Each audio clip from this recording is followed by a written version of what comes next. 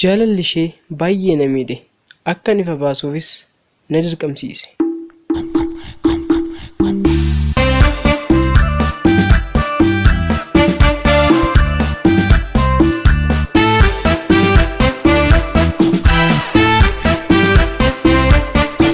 Magaalaa Finfinnee keessa kan jiraattu jaalallee koo kan ani baay'ee ishee jaalladhu hawwii dhaabaaf hawwii koo sitti dubbachuun osoo natti ulfaatu jaalallee kee gaara guddaa ta'e na miidhaa jira.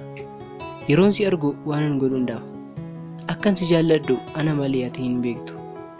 Anaan jaalallee kee sammuu namaa raachuuf adeemti. Hawwoo koo anaaf si walitti dhufeenya hin qabne. Ati baay'eettis namatti siquuf tattaaffii hin gootu. Anis yeroo baay'ee sitti siquuf yoon yaalarre ati fuula kee na hin laattu. Qofaa gubachuun humna ol na waadaa jira. Sababa keetiin yeroo hundaa yaadaan badeen barnoota kootti gadi bu'ee jira.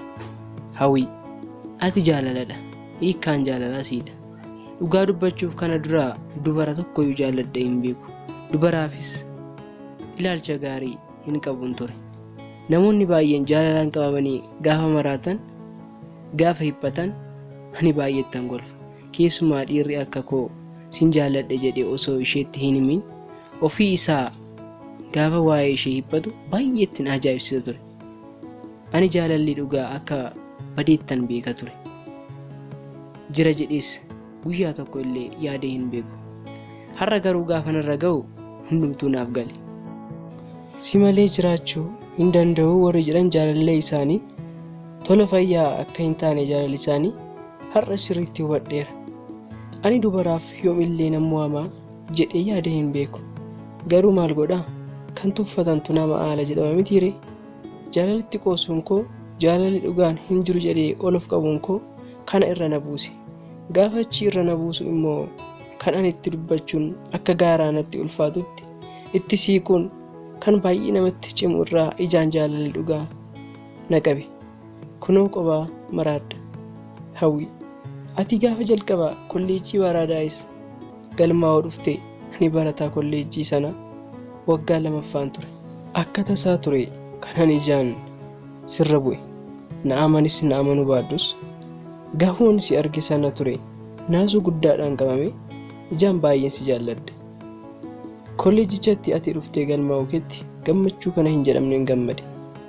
Maaliif yoonaan jette osoo ati kolleejicha dhuftee hin galmoofne ta'e si arguu hin danda'u ture. Jaalalaafis onnee koo hin bannuun ture. Hawwii ani jaalala keen argan qabame bubbuleera. Miidhamuu fi qofaa gubachuu irraan kan hafe garuu ammallee waa buusuu hin dandeenye.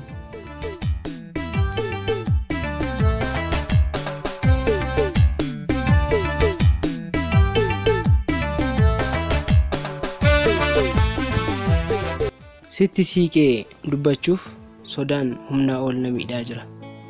Jaalalli miira akkamii akka qabu sirrattan argaa jira. Ati anaan na hubachuu haa turu garagalteen ilaaltee hin beektu. Amala keedha haa ta'u waan hin beeku tokkollee hin qabu. Ati nama faana walitti dhufeenya gochuu hin barbaaddu. Maaliif akka ta'e hin beeku. Hiriyoota kee illee gaafan waa'ee kee gaafadhu isaanis hin nasobu ta'e hin beeku isheenoo nama hin jaallattu naan jedhani. Odeeffannoo gahaas naa laachuuf fedha hin qabani. Hawwii koo jaalala keen kunoo maraachuu malee kan naaf illee hin jiru. Jaalalli cubbuu akka hin taane sirriittaan beeka.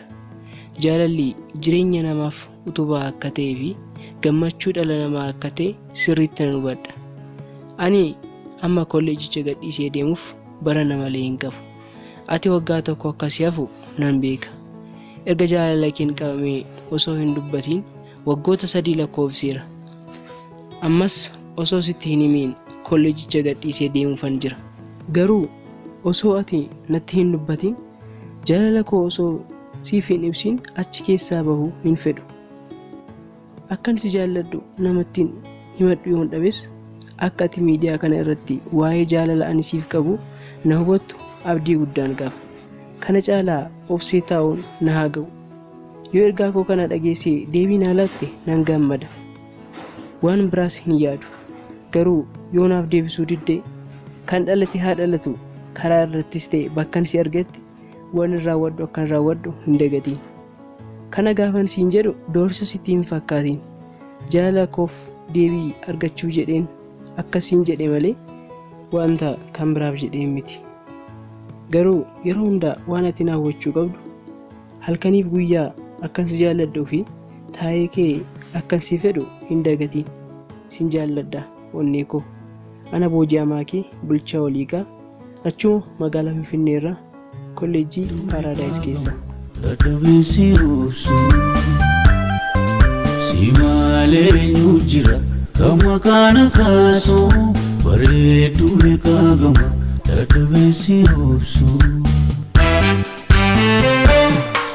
bareedduu qixee gurbaa humnee geerarsiisa manni kee tapha gubbaa gambiitti kuree gubbaa Adisa kuree gubbaa gambiitti kuree gubbaa Adisa kuree gubbaa gambiitti kuree gubbaa.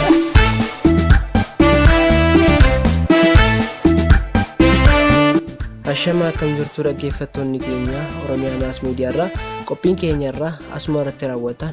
Egaa qophii keenya irraatiin akka bohaartan akka waaqayyobattan abdiin keenya guddaadha.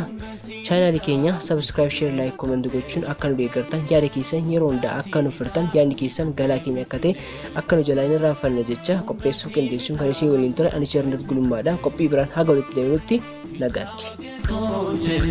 Ayyaana keetoo sumaaf wanjooraan margee barbaacha keetoo Fijawa keetoo jee ayyaana keetoo sumaaf wanjooraan margee barbaacha keetoo osoo njooruu roobee eessattan goraasi dhabee osoo njooruu roobee eessattan goraasi dhabee osoo njooruu roobee eessattan goraasi dhabee osoo njooruu roobee eessattan goraasi dhabee Miidhe gurbaa bareedduu qarree durbaa bareedduu qarree durbaa Miidhe gurbaa miidhagduu qarree durbaa miidhagduu qarree durbaa Miidhe gurbaa bareedduu qarree durbaa bareedduu qarree durbaa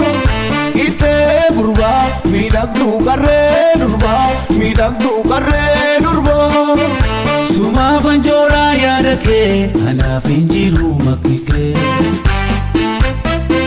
Sumaaf wanjooraa yaada kee anaaf hin jiru